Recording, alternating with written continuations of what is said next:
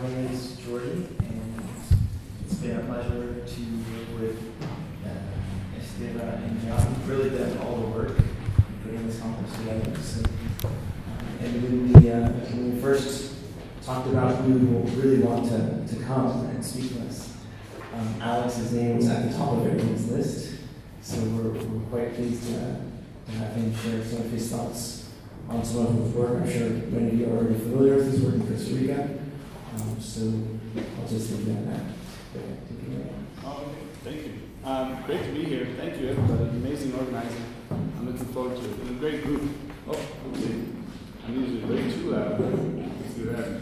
Tell me to keep quiet if I'm too loud. Okay, so here's the title, Reconciling Rigor and Practicality, came from, really borrowed from a paper that Jan sent me. After the title part, he can't be blamed. This is probably, looking at the bullets that were just put up, really about the second bullet that was. It's not so much pushing methods, and it's not that I have the secrets to integrating policy, obviously. This would be more the thinking on the why. So if anything, this is a pitch for stories to go with method. We'll see how it goes.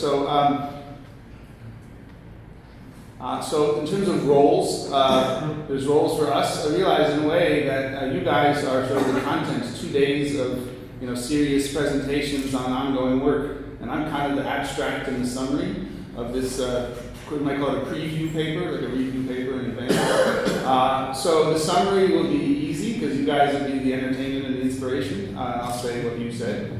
But the abstract's a little harder since I haven't seen it. So I've had to entertain myself by, what I've ended up trying to do is trying to argue for the importance of stories or theory as a complement to method. And I really mean complement, not substitute. I really think they go together.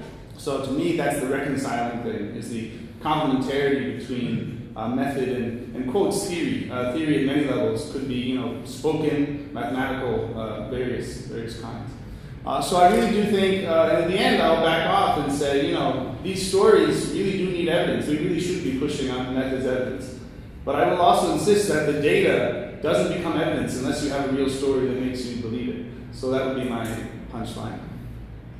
And so I basically already said this. I do want to emphasize I'm delighted to benefit from randomization. I think we all should be when we can. But I think in a way I'll be asking, is it necessary, is it feasible, is it sufficient? I think sometimes it's none of those things, or one of the 2 or 3 could be missing. And I really want to say I don't think that stories and methods are substitutes. I think each is a poor substitute for the other. So what is roles and context is what I was assigned and what I'm happy to have. In a way that's stories, in a way that's theory. So if anything, I'm trying to use examples to flesh out why do we want theory about impacts, why do you believe impacts exist, and why do you think they vary over space, which to me is actually one of the most important things. Okay, so how have I chosen to hit you over the head with this? I tried to come up to convince myself that there were different reasons why someone who loved pure method should still want to listen to stories. And so here's these 5 categories I'm going to try. And I'm going to try to do it by pure bludgeoning of example. I happen to know my own work better, so since I haven't seen your work yet, that's the next 2 days, I'll quickly, and I really mean quickly, mention a bunch of different examples and try to convince you that these are reasonable categories for thinking of why we want stories. I'll just read them here. First, I honestly think, and I think this is important for day 3, just raising the impact question. For this group, it's old hat. For the world, it's still not old hat. People just don't think about impact as a first cut. They often think about action, do something. And I just don't think that impact still is the first instinct of a lot of policymakers. So as much as we want to push the envelope, I really just think raising the impact question is valuable, and I'll always stand up for that. Second, I love RCTs, but I think one of the things we'll do is the things that you can do RCTs for are not everything. So it's not that we don't want to do randomization, but when we're done, I think there's often something left. So that'll be my second category. My third category is one I really think is important, which is theory will often tell us there's heterogeneous impacts. And I think, as Jan said, if you go for the number, sometimes you're going to get the absolutely wrong number for every possible condition, as opposed to if you could break it up and look at different conditions in which there's quite different impacts. So heterogeneous impact is one of my pet peeves or pet interests, let's be positive. The fourth category is I think that, and this really is why we need to step outside just things that we do RCTs for. There are so many more moving parts out there in impact than we tend to be willing to look at in any one evaluation. So I just throw up a bunch of examples, some are mine, some are others, on why we want to always be opening the door to, for a policymaker, keep thinking about many, many different moving parts. Because it's always sad to choose a policy and later on think that you forgot about one of the moving parts. And I think we can do better on that with theory and story. And finally, I'll say, we don't always get the best evidence at all. And theory is helpful just in providing ideas. But here's where I'll jump back, because there's often times I've been involved where someone had an idea and it was influencing policy, and I think it was completely wrong. So sometimes I want to say, yeah, sure, listen to my idea, I must be right. But that other guy, they must be wrong, so let's get some data now. So I do want to say that sometimes, it's enough to provide an idea. I actually think that can influence policy, but I think it can influence policy for good and for bad. And that brings us back to, we want to be good at the evidence for when you can separate which story is right. So that's my sort of big picture. I've already been talking for 9 minutes, is it true? No, that's nice. Okay, so I'm going to go fast. Category A, just raising the impact question. I'm just going to throw out a couple examples, which I think are totally obvious. PES, for a long time, we all said, wow, PES will save the world, and it's inspirational and useful. But I think just asking what was the baseline clearing rate in Costa Rica was incredibly low. Just immediately sets us to saying PES can have impact, they can be worthwhile. But we just need to ask, honestly, what is the baseline to compare against? And I think for PES in Costa Rica, for PES in Mexico, PES in China, I think is a very different story, a very different dynamic. But for those standard PES, I think just asking the impact question has, in my view, really reset our focus on where do we think we can achieve impact, how can we, and in which specific ways, and how much impact is enough. Those are all super valid questions. But I think we can dispose with some early claims by asking just a serious, was there impact question. PAs, the same thing. We look at this picture in the Amazon, where in the lower part, the green is the places where are basically not deforested, and the red are deforested. And in the upper part, the green are the protected areas. And you just look at that picture, and you know that the protected areas are going to places where there's not a lot of deforestation. And we just have to ask that question. And it doesn't mean that there aren't protected areas that are worthwhile. And it doesn't mean there aren't protected areas that have huge impacts. But again, just first order, and this is the stuff that this group knows, but I do think we have to push it out there. We just want to juxtapose what we observe now with what we think would have happened. And baselines are just so important. Again, I realize this group knew that when they were children. But there's still a lot of the world out there that doesn't think baseline. So I just give a different case that people won't know quite as well, just to push on the value of asking this, even when you don't have good data. We were working with Kirk Smith, who's a big improved stoves guy. He had a 3,000 household data set in China. There's no randomized anything, but 3,000 households is pretty much, you could probably learn something. And if you run a regression on do improved stoves help people's health in China, you find no. And if you check do coal stoves help people's health in China, you find yes. Does anyone believe that? Right? I don't. But even with crude data, how were we able to work this out? In the end, we turned out that there was, I think this is an interesting case because there's two decisions going on.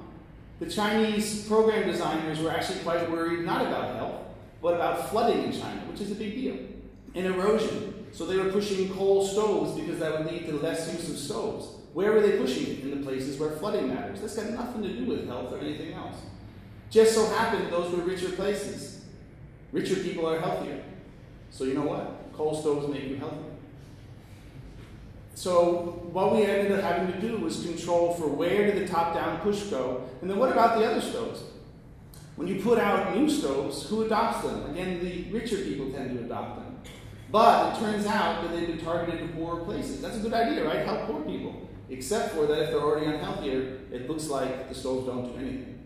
So there's no randomization, just even a crude survey. So I think the other thing, and this is again category A, much more the pushing out the practitioners, is just get any data at all, on what might the baseline have been. And I still think it's just not the basic habit. So this is the crude, boring example for this group, but I really think that we should push baselines out there in any form of data collection. There's a million examples, you all have your own. So that's my first category. So a different one is, the second category is, yeah, you can do something randomized. Either you randomize it yourself or you get lucky, as in this case.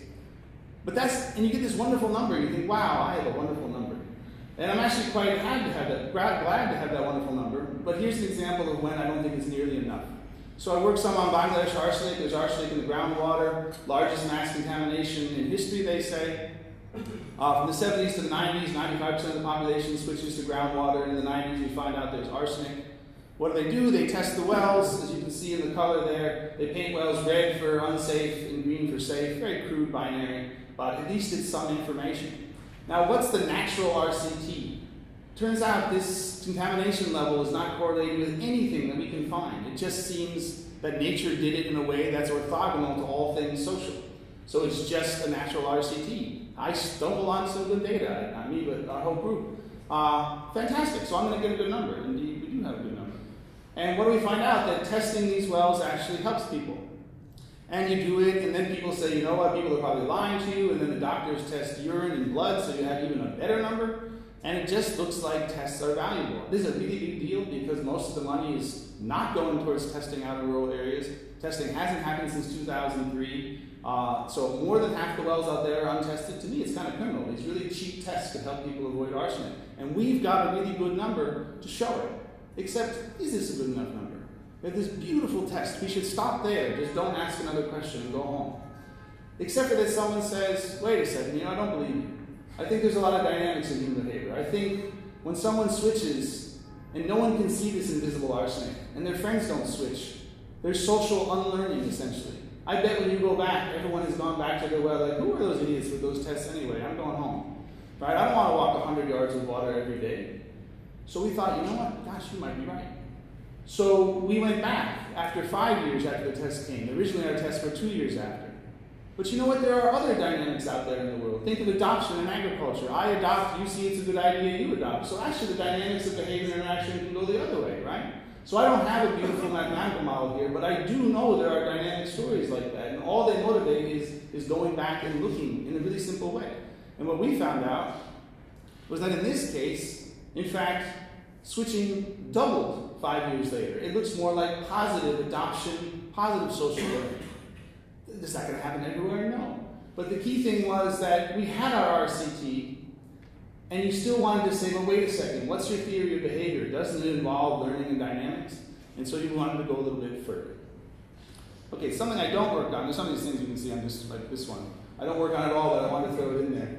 So some of you are probably experts in this term, implementation science, and someone like my colleague Subrendra Patnaik and his grad student, they really want to emphasize, you've done an RCT, but now you want to scale it up. There's just so many other social learning dynamics in that I think are analogous at a much larger scale to what I just said. Just to say, yes, the RCT is great, but, and I know this group already uses this, but what comes next? And then here, whoa, this is Stefano's slide, and it's too complicated, it turns out. I got this from him long ago. So speaking of learning, talking with Stefano about his work, which looks like he'll present later, on introducing people to sort of agricultural practices that generate ecosystem services. And now you're talking about an adoption of a behavior. So you have an RCT, you have a randomized short-run PES, and I think one of the most interesting things here is the yellow line at the bottom. When is a short-run PES sufficient for long-run impacts, which it looks like maybe you'll talk about today. And that is a learning story, right? So really neat, you could have a short-run randomized PES, and you might get a neat number that even a short-run impact could have, short-run policy could have long-run impact. But then we think, okay, but what's our theory of behavior? If you learn, does your neighbor ever learn from you? And then what's your control group? Is your control group already contaminated by your neighbors who learn from you? You know what, socially speaking, that's awesome. So actually for policy, we want to have a theory about social learning and adoption, and it's positive. For evaluation, it's terrible. Because those people who are being benefited are also screwing up your control. So we've actually talked about that, and I have no idea if he's starting to build that in. But it's one of these things where there's this short-run, nice, lovely randomization, and then we think about the dynamics of human behavior, and one, for policy it matters. Two, even for designing our next level or control for learning it matters. Okay, so I think you all already agree with those areas, that RCTs are great, but you want to go further, and we'll hear from Stefano, which is great. Okay, so this is one, the next two I definitely want to push on you. Heterogeneous impacts. So there I am saying that PES, you really want to ask the baseline question and get the average impact closer to right. But let's emphasize heterogeneity. Rodrigo and Aaron are here. And for instance, their work on Costa Rican PES, they focus on a particular place where there's a particular NGO targeting, and they find a very different impact. So do we have a good number for national PES? Sure. Average impact is only so high. But that number masks a place where an NGO works really hard to target threat and places where they don't. So I might be sounding negative if I said there's a low average, but the heterogeneity almost always, I think, offers us some insight on what policy could possibly achieve. I would find the same thing. I'm not finding. Alex Garcia, Sims, Shapiro find the same kind of things in Mexico, and probably others in the audience. Here's one that's a natural one, because actually Paul's will be here for tomorrow. What about spillovers from PAs? In the BNES paper that his student led, there's sort of a toss-in that there's no spillover effects around Costa Rican PAs. And of course, you worry about leakage. And, when we test that again, we find the same thing. There's no spillovers if you just look at the areas around PAs. But then you ask yourself, what's your theory of impact anyway? Do people actually just go fleeing out of parks? Or do they maybe go along roads? Probably they might go along roads. Many people go along roads. It looks like that's organized human behavior for a long time. Right? And for that matter, those parks have tourism, and there's a lot of that concentrated at the entrance. So those are very simple, crude, quotes, theoretical points. But they also suggest breaking up the data in different ways. And we don't have time to read this table, but what it says is, if you look outside the very same parks where PNAS, we, including me, said no average spillover, but you look near roads far away from entrances, you do find leakage. So no leakage is wrong. There is leakage. It's just the average is right. It is true. On average there isn't, but that's not the point. Right? And then, if you look near the entrances, near the roads, there isn't leakage, because the tourism spatial interaction effect is overcoming the spill. But then if you go out to the next level from the entrance, where the tourism isn't playing forest-forest as a spatial interaction, then you see leakage again. So here, with limited data, we can see that with our average, there's no leakage, is just wrong, and is masking interactions that involve transport costs, which is a pretty basic part of theory, and tourism, which is pretty important around parks. So just another example. Getting more into our spatial dynamics, Rodrigo has some land use dynamics today. Juan Roblino and I were looking for private spatial interactions. And we said, we started thinking, boy, there's really a lot of theory of spatial interactions in land use. This is actually kind of hard to make a prediction. So if I play agriculture, you might play agriculture. If I play forest, you might play agriculture, because now there's local prices that are higher. If I play forest, you might play forest. We see farmers banding together to play forest and do private tourism in Costa Rica. And if I play forest, you might play hotel. We actually see that. So there's all sorts of reasons why there's interactions of different sizes. And they could all be happening. So we're actually probably finding net effects. It's kind of boring, not just finding a net effect. But wait, there's more than that. If you're having a net effect, then in some places you would think the net might go left, and in other places the net might go right. For instance, really near parks, the tourism is going to be bigger. Really close to cities far from parks, the other stories will be bigger. And that's what we find. So we do, and here we do IV. We use slope as a wonderful natural RCT, and slope we do IV. Do your neighbor's deforestation affect you? We say yes. It turns out people imitate. Crop, crop, forest, forest. And it makes a difference. Here's the equilibrium without interactions. Here's the equilibrium with. Can't tell that much, not that dramatic, but total deforestation is higher and is more spatially concentrated, which matters for things like biodiversity, for instance. So the key thing here is we find a spatial interaction effect. We do all these complex, spatial econometrics with IV. Wonderful. But then we still wanted to ask, does the net effect vary over space? And it does, quite considerably. So if you want to inform policy, it matters where you are, even for all that econometrics on spatial interactions of land uses.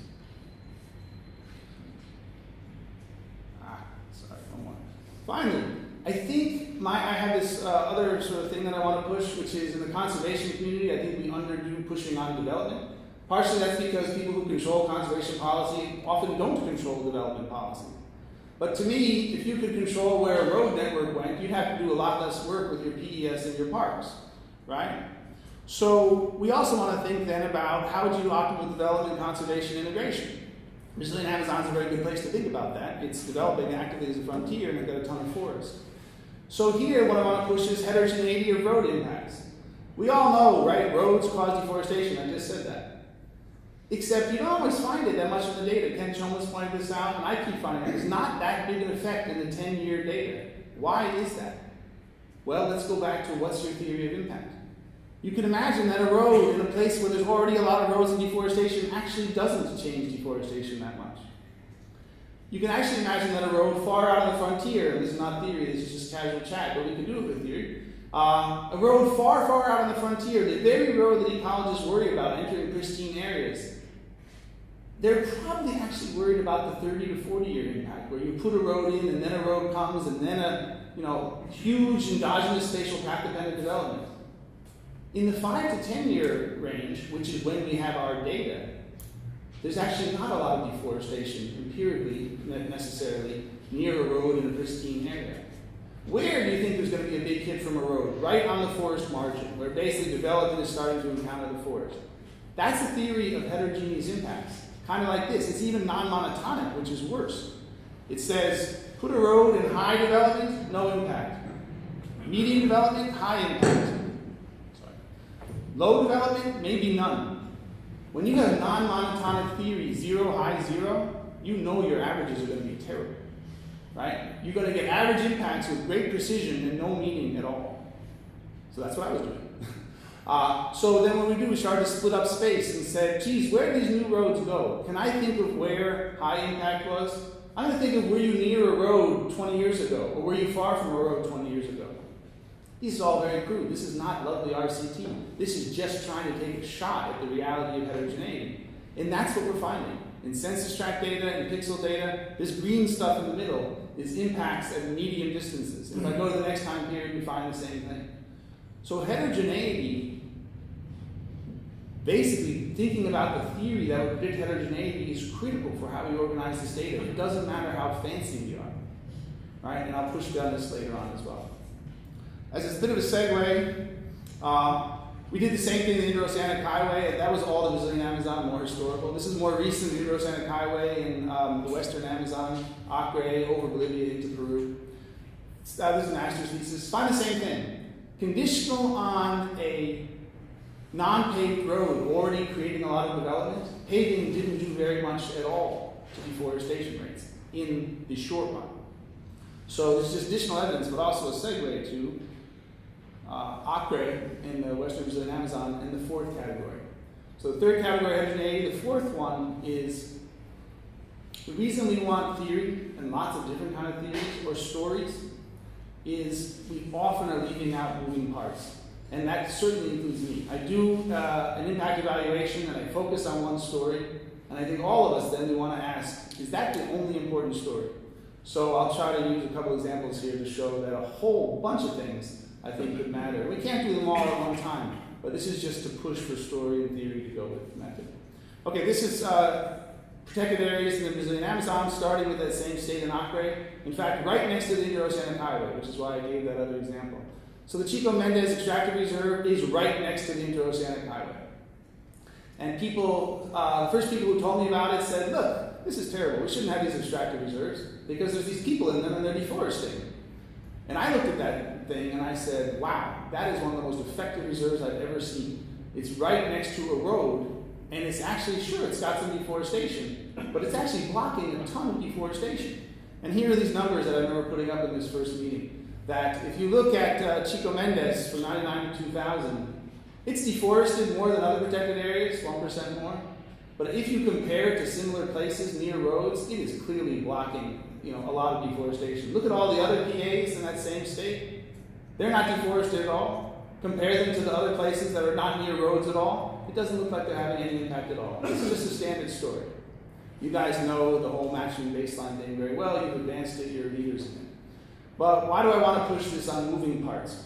So then we took this story and said, Chico Mendes. Now what about all of Acre? Let's look at all of Acre and compare two different types of protection. One, strict, where you push everyone out. And two, sustainable use, where you let people in and they do some deforestation. Which one's going to be more deforested? Sustainable use. And we looked at the whole state of Acre and we asked, which one has more impact on deforestation? which protection saves more forest? And the answer is sustainable use, the one that lets people into deforest. So how is that possible? There's something wrong, right? And there's another paper out in PNAS that says if they're in the same place, strict protection saves more forest than sustainable use protection. But I'm saying overall, sustainable use protection saves more forest. Why is that? And the answer is there's another moving part. I think it's political economy. I think what's happening is if you look across Acre, we get the same result for the whole Brazilian Amazon. People historically have not been able to do strict protection anywhere near where there's deforestation. See that picture I showed you earlier. But if you let people into your park, you might be able to pull off an extractor reserve somewhere where there actually are people and there is deforestation and there's actually something to be blocked. So I think what we were missing in saying that something which is correct for the same location, strict protection blocks more, completely misses the political economy of protected area location. And that's, I think, a really important moving part. Because you might want to put strict protection anywhere you want, but you well may not be able to. And Brazilian Amazon's a nice case because there's a 1998 map of where scientists wanted to go, and then a 2005 map after consultation with communities of where maybe you could go. And those are different. So I think lesson one here, the political economy of location is a moving part that is very hard to do in RCT on, but very important, and you can see it even in simple data. So that's moving part number one. I should say that having given that result, other people like Joe Albers have responded, you know what, I agree with you, protection type matters, but another moving part that you've forgotten is enforcement. Claims that for Asia and Africa, I don't know if this is true in the Amazon, I don't think it is, that one of the reasons sustainable use could have more impact than strict is that there's actually people in it who can essentially serve as their own enforcers. They can get on the phone, the cell phone now, they can alert the authorities. So people in a park might deforest, but they can also alert authorities to help enforce. So that's another kind of moving part, the enforcement part that we took as fixed in our beautiful other evaluations. So political economy of location is a moving part. Who does enforcement is a moving part. And here's an even bigger one. So now I told you about leakage in Costa Rica, and we find that protected areas do have leakage. So then we went to the Brazilian Amazon and started to try in a very simple, crude way, do Brazilian Amazon protected areas have leakage? Because they could well. And those negative numbers under sustainable use and federal actually say the opposite. Brazilian Amazon protected areas look like they have what I will call blockage, like a halo, that they're actually lowering deforestation around them. And just like coal stoves, you say, do you believe that? And here, I actually think the answer is yes. Because there's huge moving parts that we've been ignoring in our matching. What does matching say? Matching says, hey, compared to something like this, if you're not near a road, go compare to places that aren't near roads. And you know what your impact is? Very little. Do you know what we think might be going on here? And I'd love all comments. We think if there's a protected area and it's not near roads, one of the reasons might be that the protected area got there first and completely changed the development equilibrium and the roads went somewhere else. That's a very big moving part. If you actually think protected areas can shift where migrants go, which I think they can, and then where roads go, that's a way different model. And in fact, I've had conversations with folks at the World Bank that sound a lot like, if you have a protected area on the map, it's kind of a bargaining chip with the development ministries, because it's not a single integrated government actor who's optimizing development and conservation. It's different folks with different agendas. That's a very different model. Do I know that that's correct behind these crude numbers? I don't. So in the middle, I'm right now in the middle of an iteration between thinking that that model is reasonable and starting to try to get evidence on whether it's true. Or maybe this is just junk. It could be junk. Might be the best junk we have now, but maybe it's junk in the end. So right now there's a PhD student trying to look for, if you think that you have evidence of a totally different model of migration and roads responding to conservation, boy, that's important.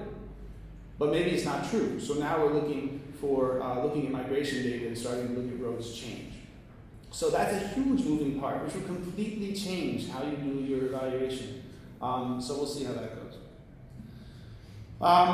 Throw another one in, PES in Mexico, really important moving part, income and credit constraints. In our READ paper, Erin pushed this forward, so she knows much more about this than I do.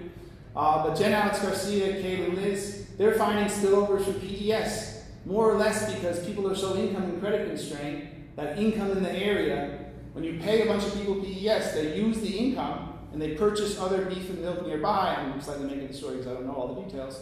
And deforestation goes through essentially income, right? That's not the way we think of it often in leakage. We think of it as going through prices, going through land markets, and they're saying, when you have poor enough households with income constraints, actually literally just having income in the area gives you another model for leakage. And that's, I believe, their interpretation of their PES leakage result in Mexico. Yet another moving part. Why? Because there's another constraint in the model. You have the constrained household model, which is not always the one we start with.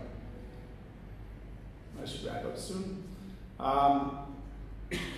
Let me just say that take that PES story, and that's a model where you look very locally. In fact, I should stress that they find a heterogeneous leakage. They find that leakage more when you're isolated so that the local income stays local, which again is consistent with theory.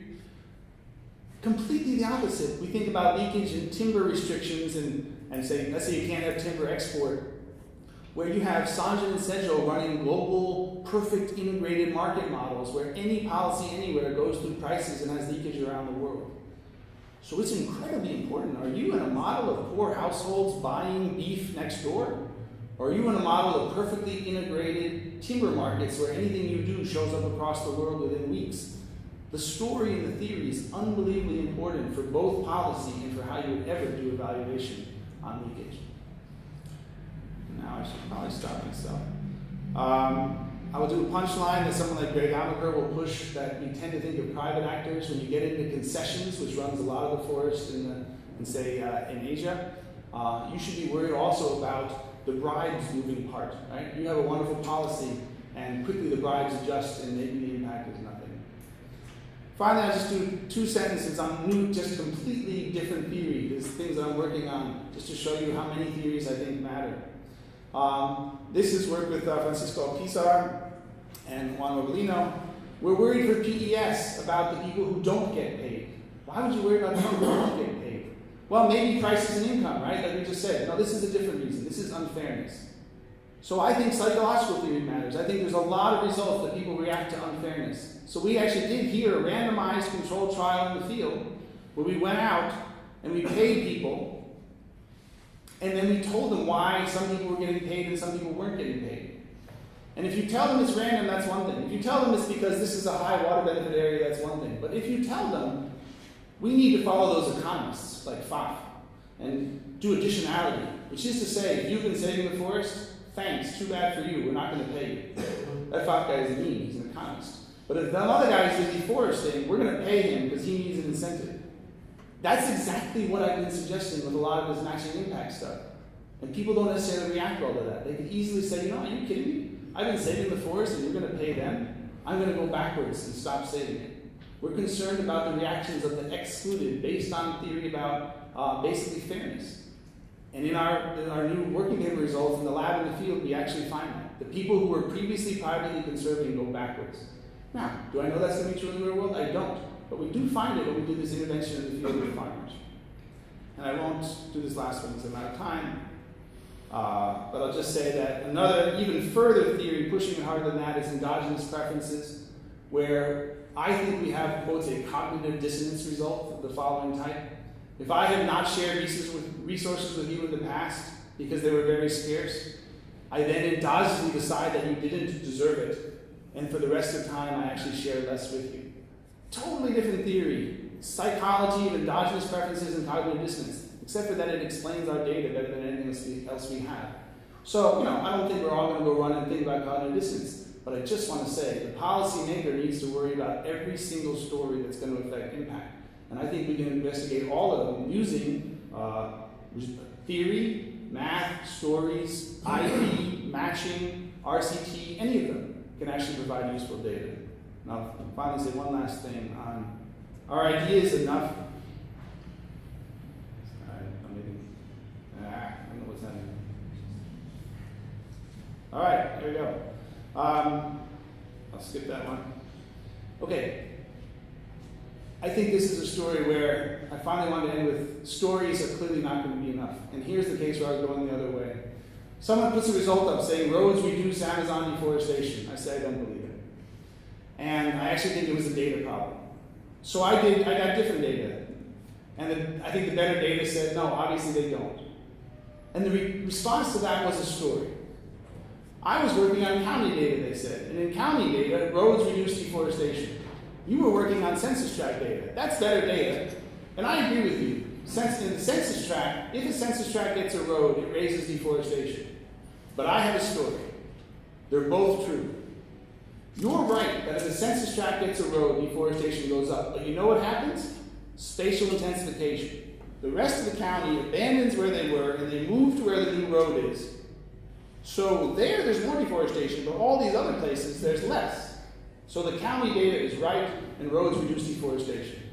I say, no way, I don't believe it. But yes, you're right. I can't say in theory you're wrong. I have a different theory. You have a theory. So here, I think that theory was actually potentially going to influence policy and was a disaster. So yes, I want to put stories forward, but at least if we're explicit, then we can go for a test. So what do? We said, you know what, we can test that. We can do a test where I look at a place where this census tract got a road and its neighbors didn't get a road. Did everyone run away to the road and have deforestation go down? No. Deforestation spread everywhere. But their story could have been right. So yes, I want to push stories, but really we're also evidence producers here. And I think some of the reasons are going to be because we have way too many stories, and some of them we're going to believe, and some of them we're not, and some of them we're not going to know. So I do want to bring this back to, we're going to have to test well, and we're going to have to push RCT and all those methods. I really believe in them. But really the main thing I wanted to say was, I think sometimes when we get into method, we forget the diversity of stories that we could use. And there's just a bunch of examples.